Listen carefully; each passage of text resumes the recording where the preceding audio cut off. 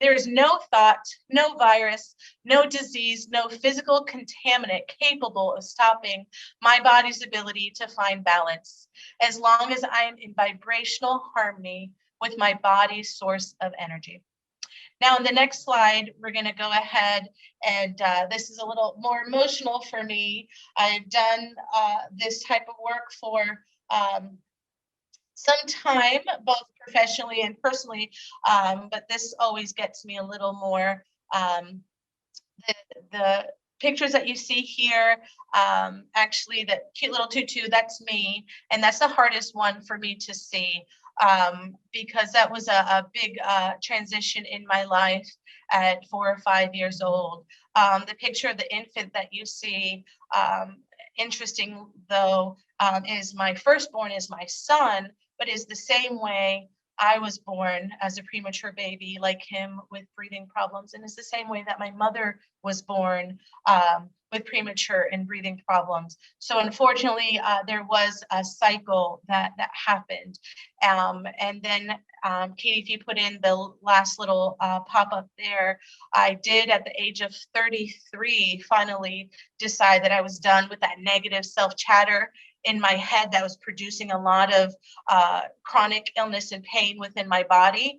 And I found it through, surprisingly, it was a chiropractor that I took a child of mine to that had ear infections. And she sat down, explained some things to me, and it just turned on in my brain. And I decided, as a mother of 3 with an infant and 2 little kids, to go back to school.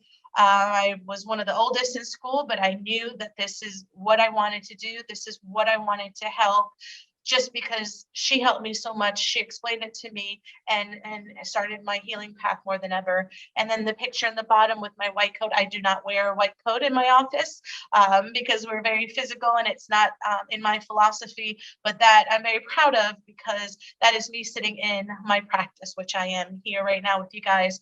And we're celebrating 6 years in September. And that is a huge accomplishment for me, from going from where I was and what I've been through to where I'm at and where I'm going. So we're going to go ahead into some anatomy now. So on the next slide is the physical impact of trauma. Now, there's a couple of these pictures that I borrowed from ECHO. It's www.echotraining.org. I'll have their info, but this is actually a training. It's a nonprofit that actually helps individuals about dealing with childhood trauma, not only yourself, but how to receive the training to help others dealing with childhood trauma. And you don't have to have a formal education or background. So that's where I got this information from here. So the physical impact of trauma, we're going to start first with your brain. So if you guys actually feel your limbic system, you can actually see where it's at. If you feel from your temples right above, right behind your eyes, all the way to the other side, to the base of your skull, that's where your limbic system, your corpus callosum, and that your limbic system is what houses is a complex nerves and networks in the brain, and is concerned with instinct and mood.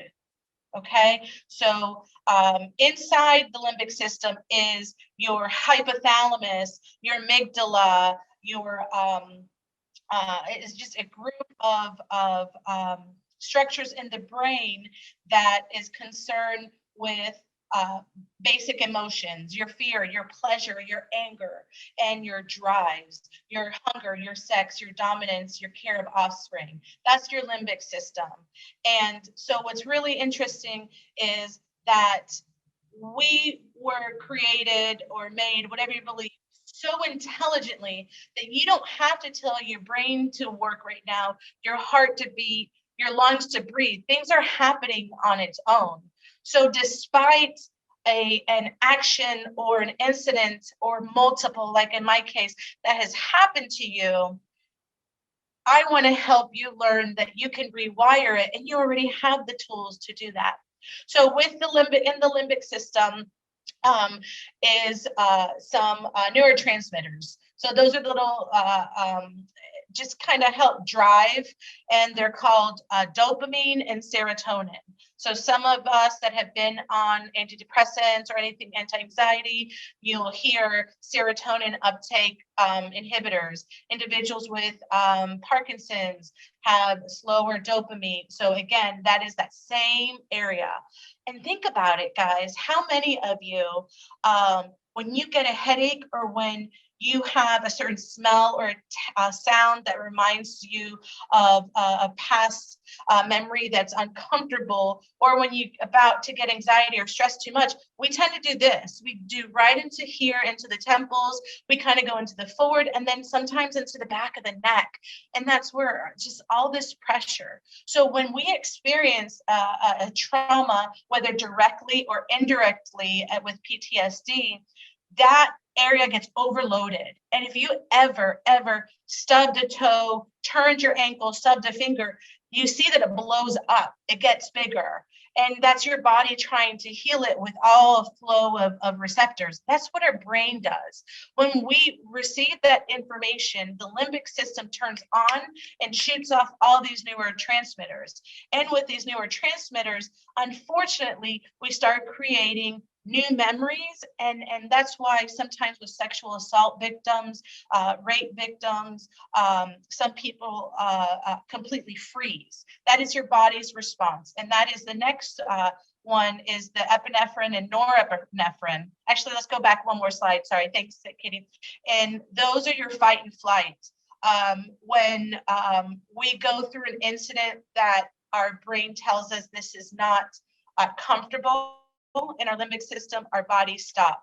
So that's why some of us that have experienced some trauma, we can't remember what happened, but we have bits and pieces again through sights and smells and sounds, and that area swells up and it causes a disruption in our brain waves. We can't think straight.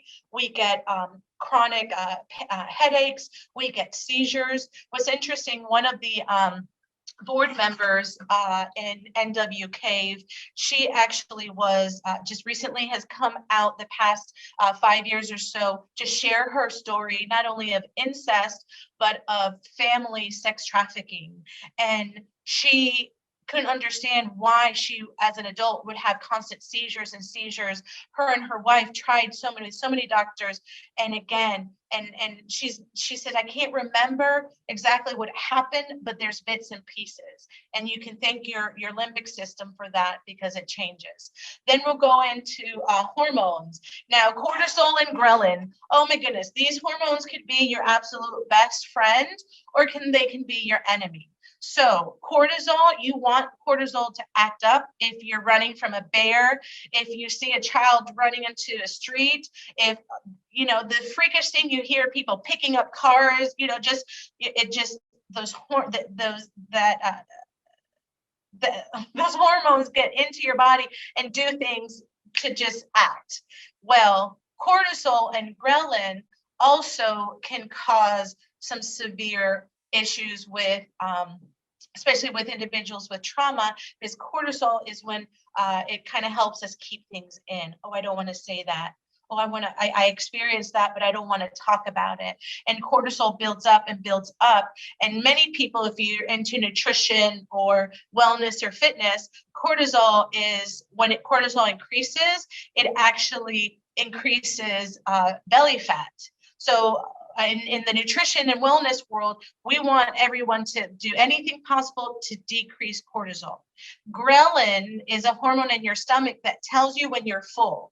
So it's a pituitary, thyroid, cortisol, and cortisol are the little hats on top of the kidneys. And some people will think, oh, those are adrenals. Oh, adrenal fatigue. Oh, it's because of coffee or stress. Yes, all of the above. But what happens is ghrelin tells the body, hey, we're full, let's stop eating. And that's where that connection, where a lot of survivors have issues with either underweight or overweight, addictions. Again, the hormone cascade with neurotransmitters are just cut off to what's normal. Going more deeper is my favorite, the nervous system. That is your brain and spinal cord. That's what tells your body to do everything. It innervates every cell and tissue from your body. Your brain has a brain stem, and from the brain stem goes down your spinal cord, and it goes all the way down to your tailbone. And then actually week 10 and 11 of gestation, when you're in utero, beautiful branches grow from that spinal cord and then develop beautiful fruit at the end, and those are your organs. And then your body cavity protects it, and then your spinal bones, your vertebrae, protect that spinal cord. So in your nervous system, you have sympathetic and parasympathetic. We'll talk about that in a little more detail. And then the last one is your cellular levels of DNA. This is where it's huge, especially with chronic diseases, with people with fibromyalgia that have experienced trauma, other chronic things that affect our immune system.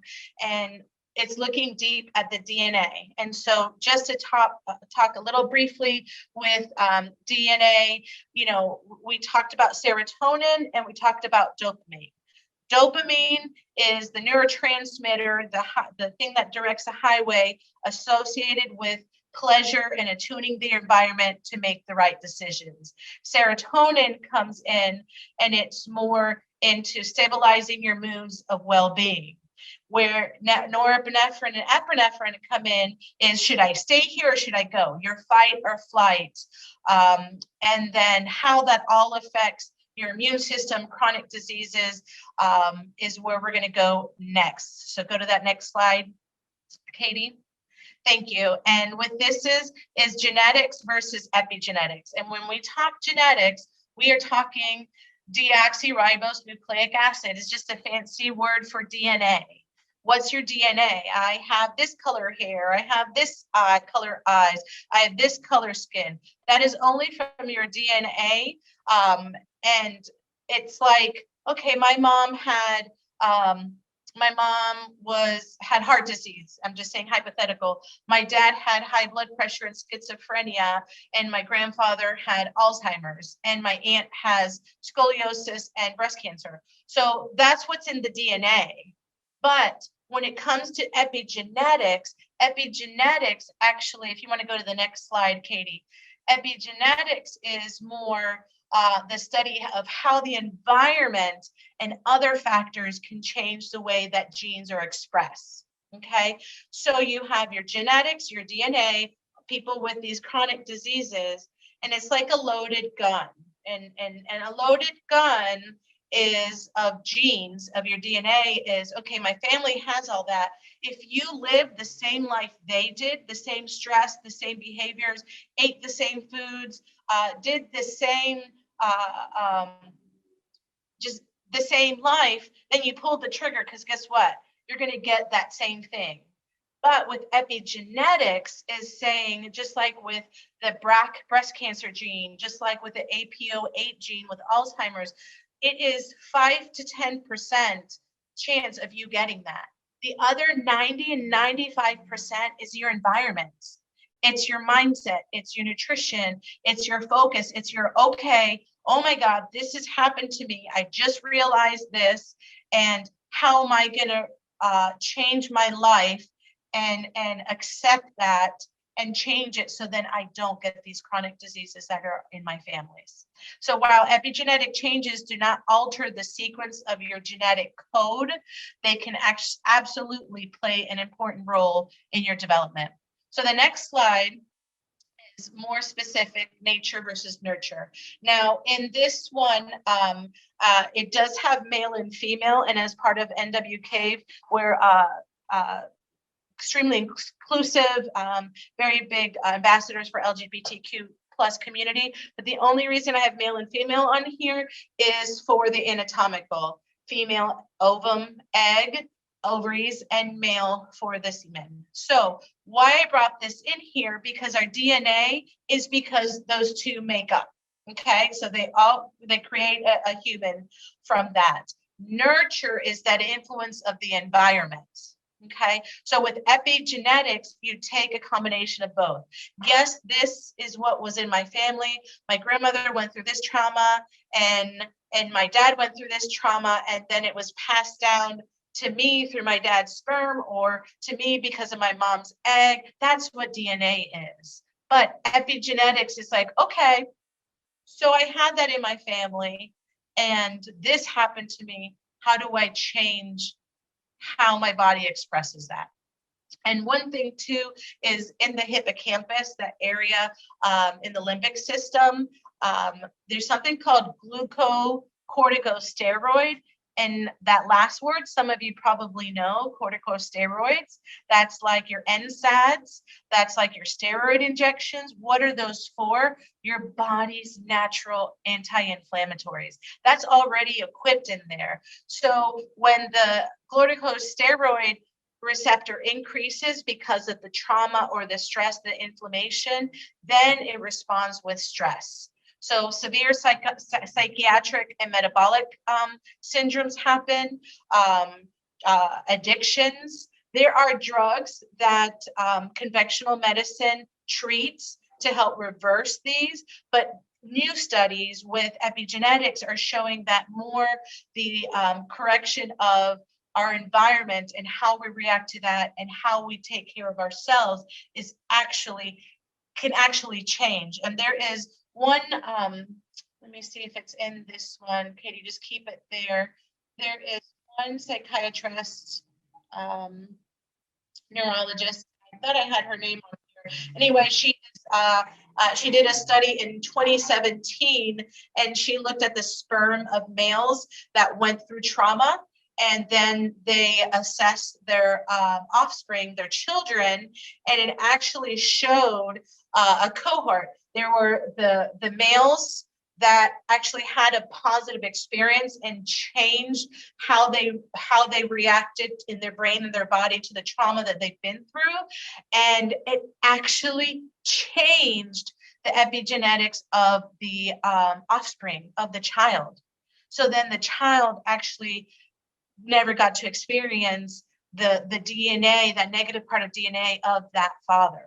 So this stuff is real. The science is real, and we're made so smart and so intelligent in our body.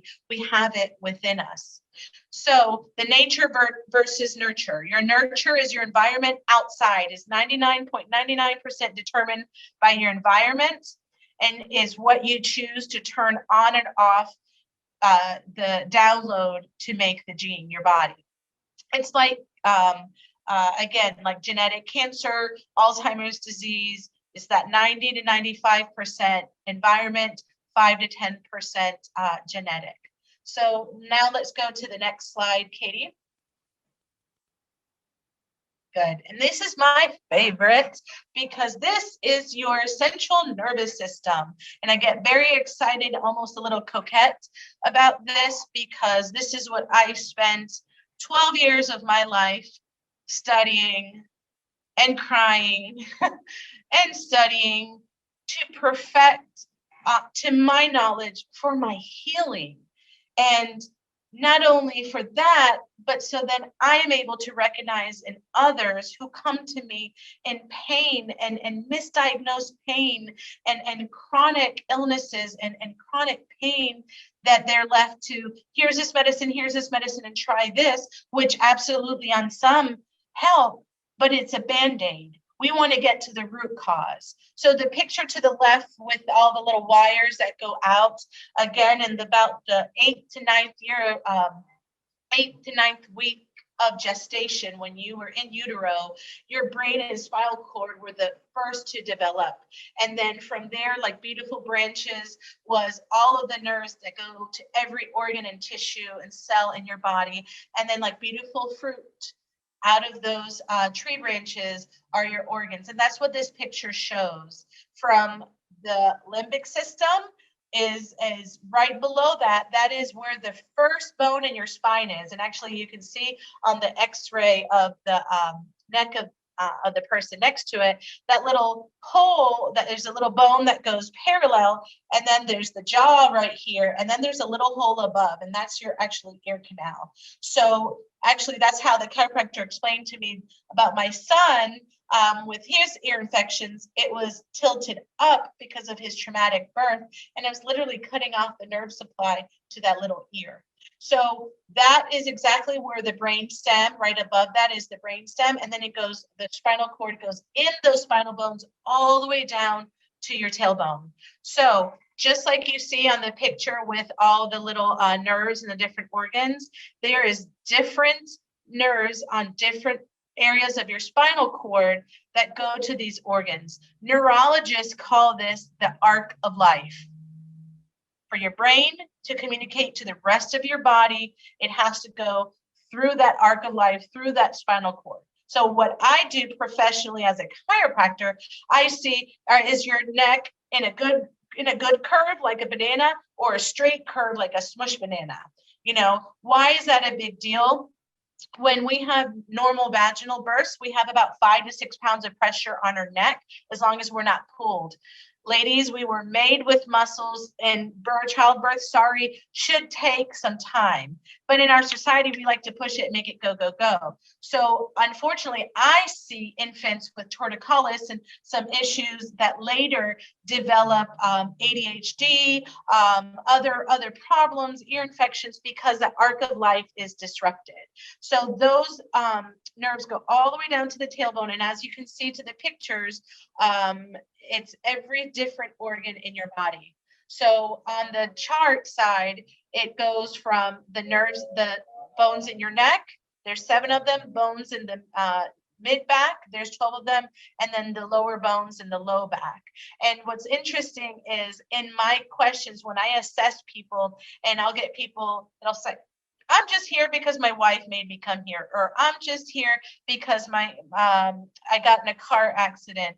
I love to ask, is there other things that have happened to you in your past? Oh, no. And people quick to assume that I'm talking physical trauma. And that's when I go into the emotional trauma. What other things have happened in your past? What have you experienced? And that's when I love to explain how your body's affected. And as a chiropractor, that's how I help people. I remove that interference. So I allow that flow to go 100% so the body can function. Emotional trauma, emotional thoughts, the ego. Ego is that negative self-chatter that talks to you that is so wrong, is so fake, but that disrupts nerve flow because of tension. All right, let's go to the next slide. I could have stayed there for a while longer. Okay, so now let's go into how the trauma actually causes DNA shifts, how trauma affects us. So in this slide here, this is actually from Veronique Mead. She's a master's that studies chronic illness and trauma studies. I put that on there for those of you that want a little more specific scholarly information. And one thing I wanted to add also, through NWCAVE, if you need access to the notes or to the slides, absolutely, this information is available for you as well. All right, the nervous system loses balance. So hopefully you just got a little bit of anatomy class of brain and spinal cord, your nervous system. The brain receives the synapses, the information. It goes to different things. In this case, we're talking about trauma. It goes straight to the limbic system. And then in the limbic system says, okay, how are we going to react to this? Okay, do this and this and this. And your body reacts, and then the rest of your body reacts over time or immediately to that. So out of balance. So social nervous system, it can't inhibit or regulate. It's either that central nervous system or peripheral nervous system. I either see, oh no, there's a white van, creepy white van, let's run.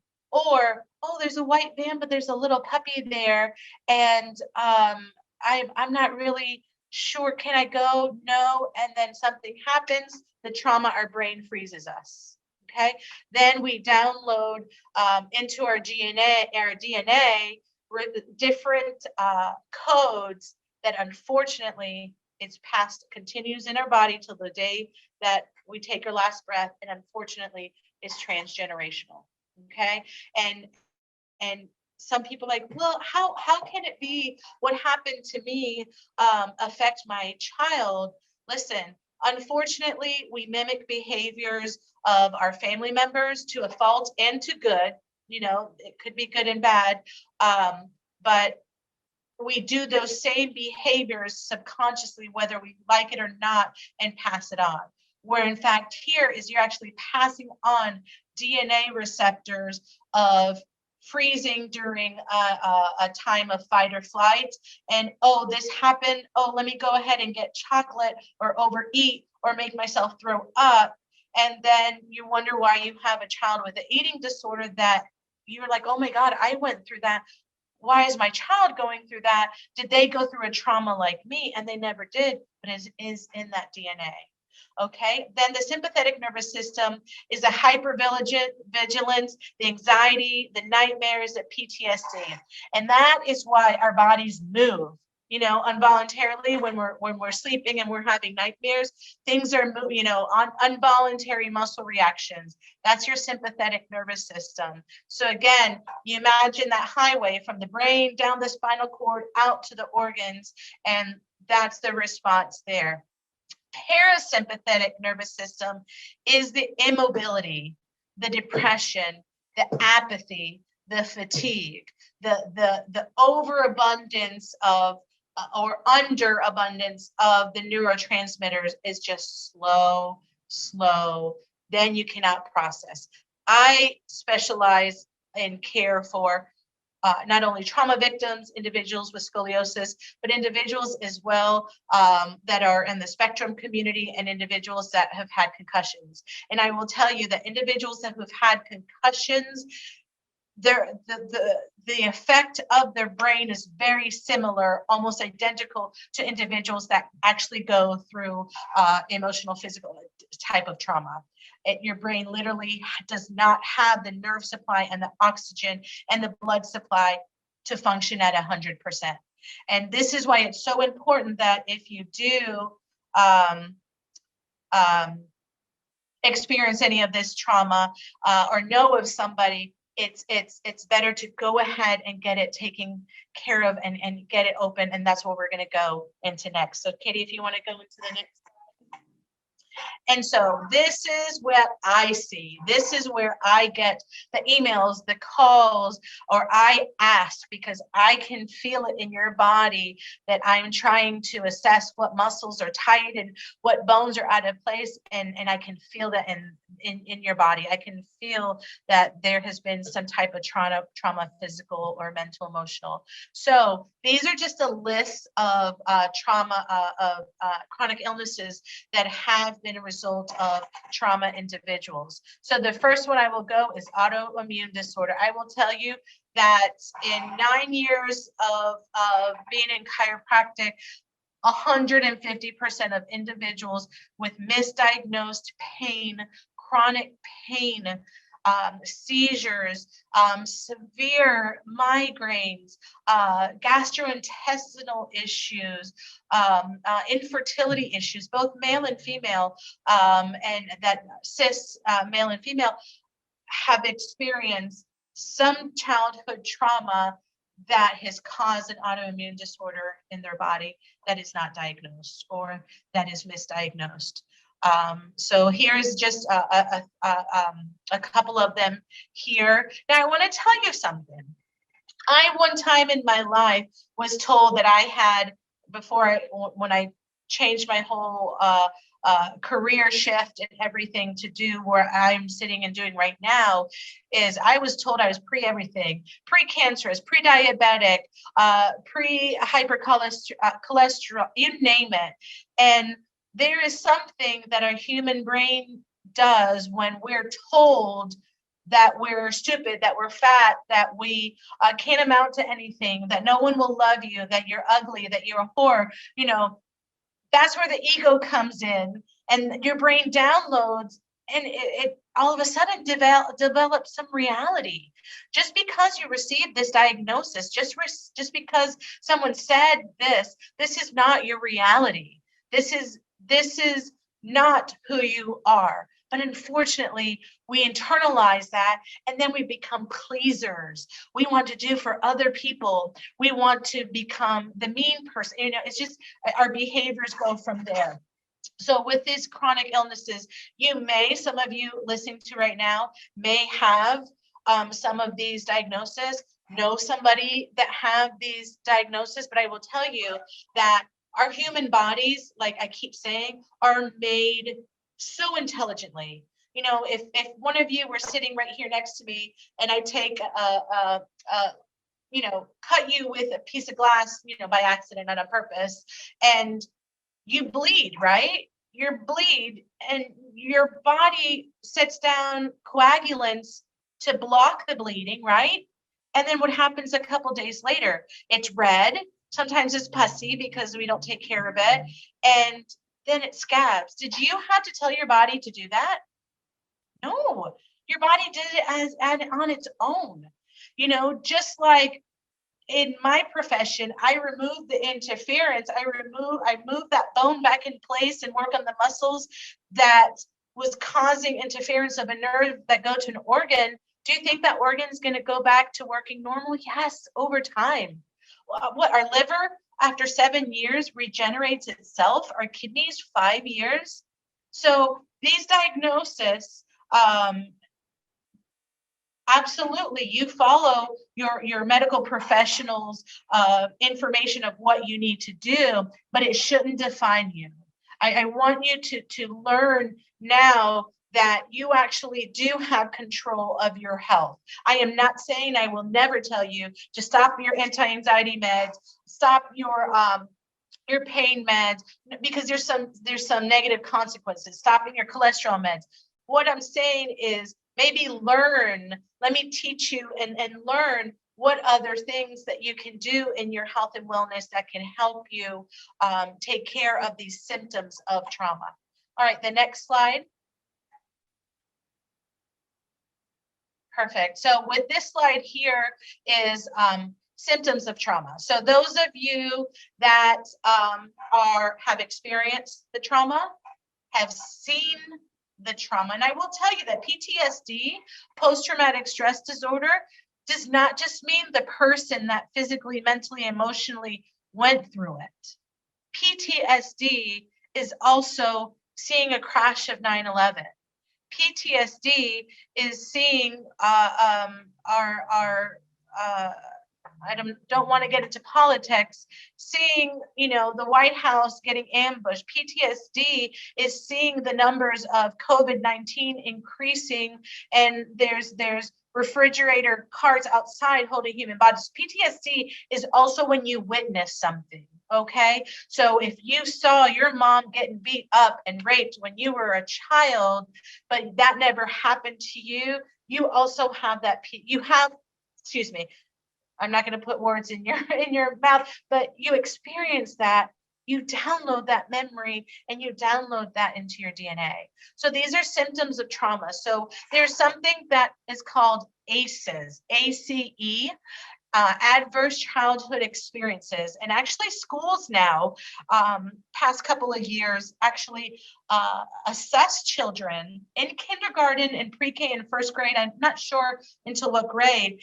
They rate our children now on adverse childhood experiences. Why? Because they know these are the kiddos that are going to act off because of the shame, because of that guilt, because of that malnourishment, because of the DNA and the experiences they've had, increases incidences for that. So it helps prepare the school systems and teach the parents on how to handle these children that have experienced this before they become addictions and other problems. Loss of safety. The world, becomes a place where anything can happen. The loss of danger cues. How do you know what is dangerous when someone you trust hurts you, and then this is your normal? And unfortunately, that I have seen more in the autism spectrum community lately, because some kids, and also in Down syndrome, not knowing what's appropriate or inappropriate touching, and um, and and learning what is okay and what's not okay. Shame, that huge, overwhelming, debilitating shame. As a child, even getting an exercise wrong at school can trigger that shame. The loss of intimacy, that is a huge one. And that's one I get questions on a lot is, especially sexual assault victims, how can I get to the point that I'm comfortable having relations with someone that I care about? And the magic word is trust. That's the magic word, having that trust, and having that trust within you and the other person. And then towards the end, again, this is an echotraining.org, the nonprofit that helps with it. Let's go ahead to the next slide. Happy hormones. I'm going to go through this a little bit quicker, so I can get to the point of questions. We talked about dopamine. We talked is a feel-good hormone. Also with the motor functions, learning, memory, and serotonin is the mood composer. It's mood, sleep, appetite, digestion. You know, what's interesting is we talked about the limbic system, and in research, serial rapists actually have the limbic system so disrupted that they get confused with that pleasure, pain, and actually releases the oxytocin of, oh wow, this is giving me happiness and fulfillment because of the traumas that they went through themselves. And then the endorphins, those are your natural pain relievers. That's your natural Xanax, as I call it. Let's go ahead into the next slide, Katie. And with this one, the psychological versus biological, I was so excited to see this in more and more research. Again, you have the trauma, your body alters the function of the genes in the nervous system, and then over time develops chronic illness.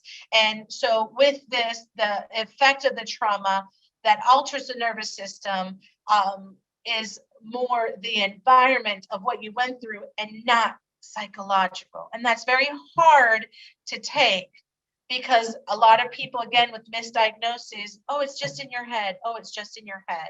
No, it's what has happened to me, that my brain downloaded something, and then my ego is telling me all these falsehoods that for so long I believed it. I became an addict on this, and this. I became a people pleaser, and that's not my true self. So now let's go into the last couple slides here, because we need to finish. And this is my favorite. Again, the human body, the computer I'm looking at right now, we're all composed of atoms that are put together by energy, right? That's the moon changes phases, and it actually makes tides go in and tides go quick. Farmers use the moon.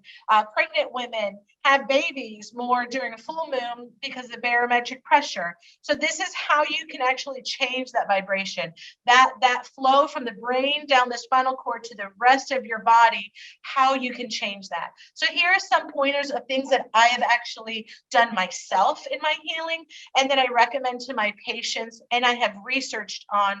And this whole journey, guys, this good vibrations, this will be a lifetime learning. But I pray and hope that this learning that you do, that burden that is put in your body, in your brain, in your heart right now, of knowing the information I gave you, that you're passing that forward, not only for your healing or others. I want to go down to the end where it says social support with the nonprofit volunteering. Again, I put down NWCAVE, not only for, there's just so many programs and services that we offer there and training.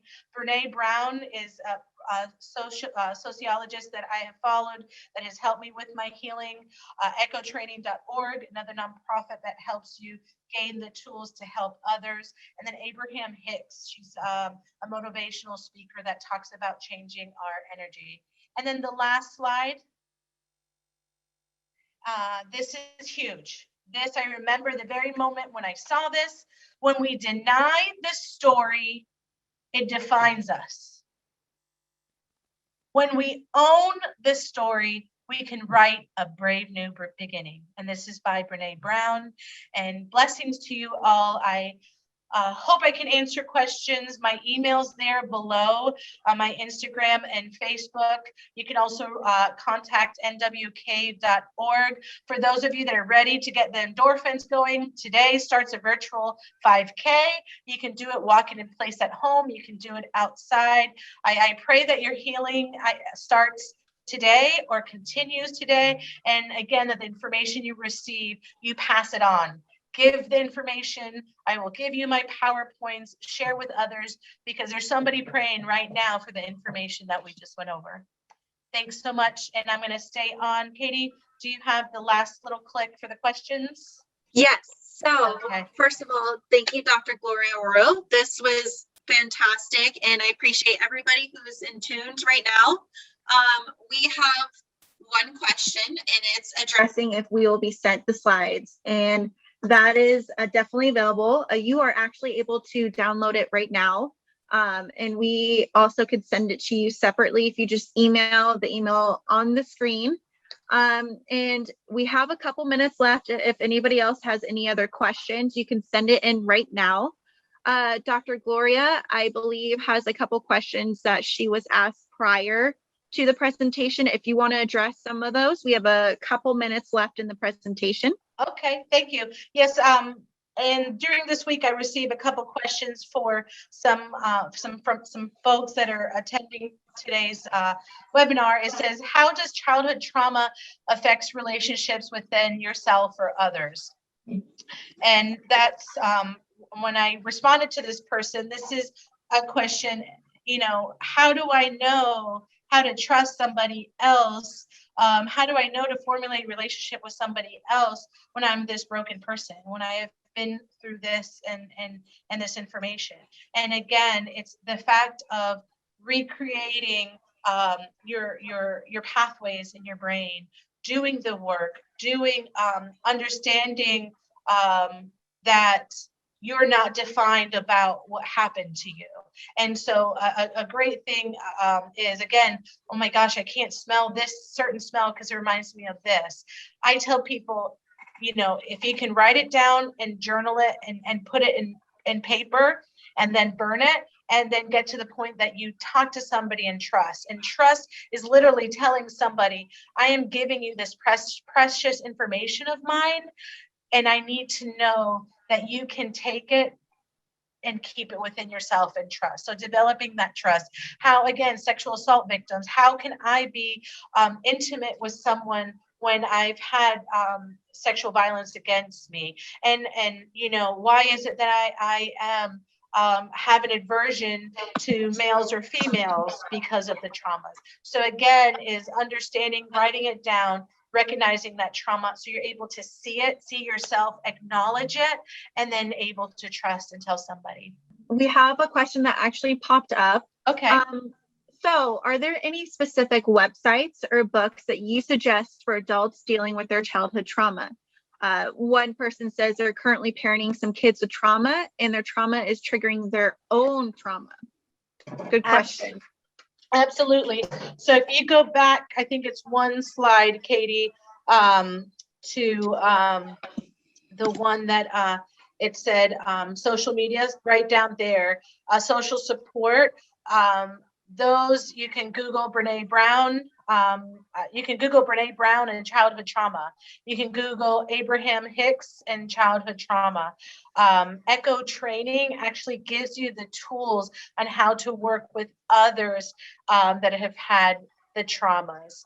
The biggest thing, and I commend you of the individual that's taking care of kiddos that have been through trauma. You have been given a gift that is so sacred, and you've been given a gift of trust. And that's what these kiddos need to realize. And especially if you're dealing with adolescents, it's going to be near impossible because of the hormones. That limbic system from 12 to 17, it's just raging.